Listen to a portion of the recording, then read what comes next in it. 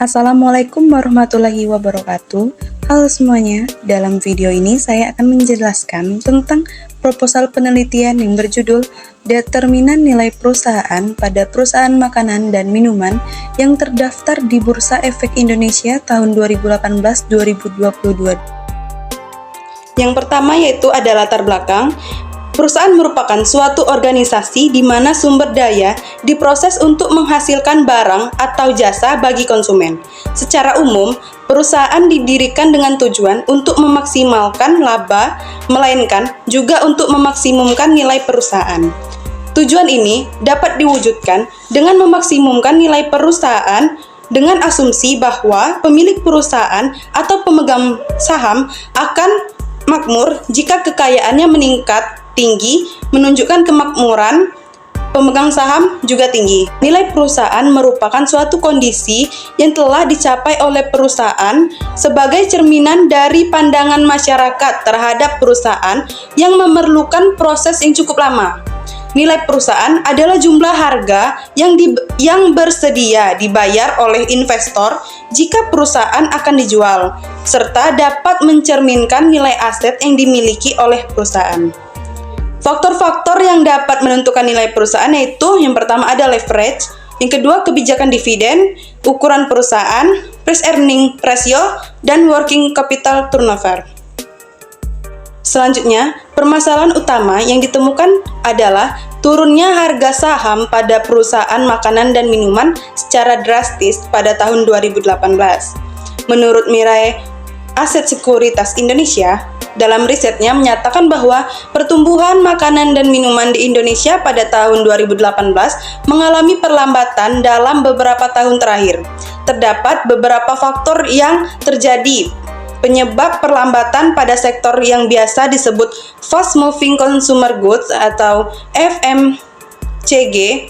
Di antaranya adalah persaingan antara perusahaan yang semakin ketat yang melibatkan berbagai merek lokal maupun impor, pemulihan daya beli masyarakat yang melambat, serta pergeseran pilihan konsumen dari produk FMCG ke produk non-FMCG juga semakin memperlambat pertumbuhan industri tersebut. Perlambatan tersebut tercermin dari kinerja beberapa emiten di Bursa Efek Indonesia. PT Unilever Indonesia Tbk kinerjanya menurun hingga 19,7%. PT CBP Sukses Makmur sahamnya menurun sebesar 3,57%. Hasil survei Bank Indonesia mengatakan bahwa indeks penjualan real menunjukkan kelemahan pertumbuhan dalam beberapa tahun terakhir yang sejalan dengan perlambatan industri FMCG. Selanjutnya ada rumusan masalah, di mana terdapat 5 rumusan masalah. Yang pertama ada apakah leverage berpengaruh terhadap nilai perusahaan? Yang kedua, apakah working capital turnover berpengaruh terhadap nilai perusahaan? Yang ketiga, apakah kebijakan dividen berpengaruh terhadap nilai perusahaan? Yang keempat, apakah price earning ratio berpengaruh terhadap nilai perusahaan? Dan yang terakhir, apakah ukuran perusahaan berpengaruh terhadap nilai perusahaan? Tujuan penelitian. Yang pertama, untuk mengetahui apakah leverage berpengaruh terhadap nilai perusahaan. Yang kedua, untuk mengetahui apakah working capital turnover berpengaruh terhadap nilai perusahaan.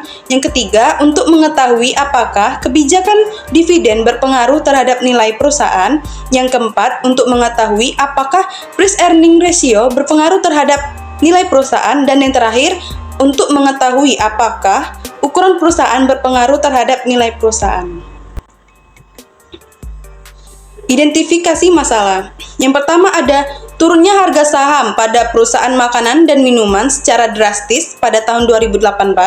Yang kedua, persaingan antar perusahaan yang semakin ketat yang melibatkan berbagai merek lokal maupun impor. Yang ketiga, ketidakkonsistenan antara penelitian, Citra dan kawan-kawan tahun 2020 dan industri dan kawan-kawan tahun 2018. Yang keempat, pergeseran pilihan konsumen dari produk FMCG ke produk non-FMCG juga semakin memperlambat pertumbuhan industri. Yang kelima, pemulihan daya beli masyarakat yang melambat. Yang terakhir ada indeks penjualan real menunjukkan kelemahan pertumbuhan dan dalam beberapa tahun terakhir. Batasan masalah. Pada penelitian ini, penulis hanya berfokus pada nilai perusahaan diukur menggunakan Tobin's Q ratio, leverage diukur menggunakan DER, working capital turnover diukur menggunakan perputaran modal kerja, kebijakan dividen diukur menggunakan DPR, price earning ratio diukur menggunakan PER, dan ukuran perusahaan diukur menggunakan lend total asset.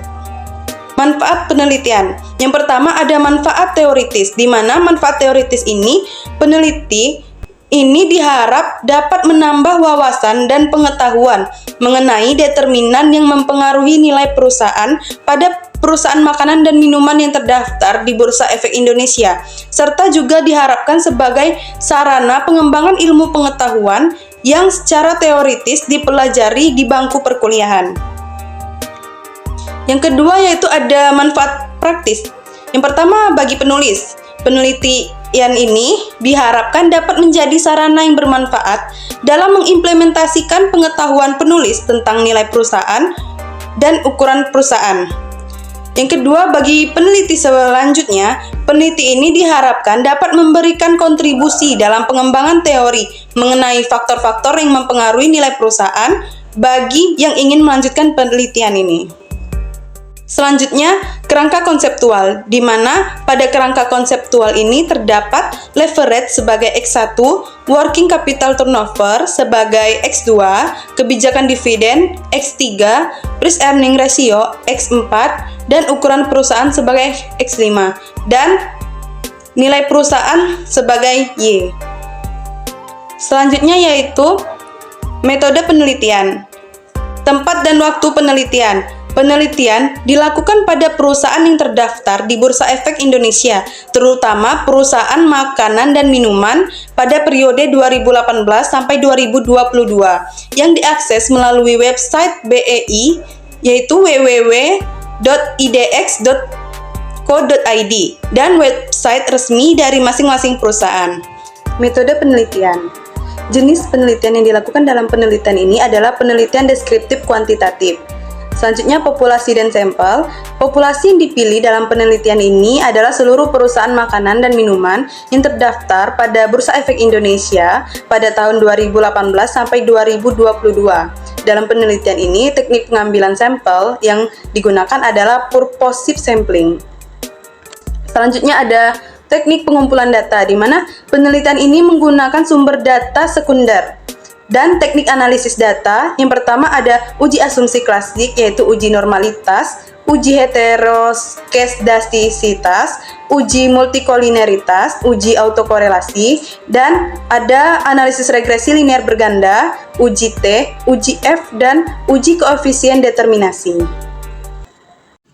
Itu saja penjelasan dari saya mengenai proposal penelitian. Saya ucapkan terima kasih. Wassalamualaikum warahmatullahi wabarakatuh.